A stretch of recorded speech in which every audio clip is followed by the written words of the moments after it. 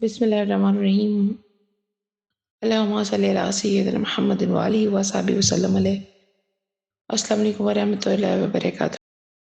حضرت ظنون مصری رحمۃ اللہ علیہ فرماتے ہیں کہ رجب آفات کے ترک اور شعبان عبادات کے استعمال اور رمضان کرامات کا انتظار کا مہینہ ہے۔ پس جس نے آفات کو ترک نہ کیا، عبادات سے تعلق نہ جوڑا اور کرامات کا انتظار نہ کیے، وہ اہل باطن سے ہے۔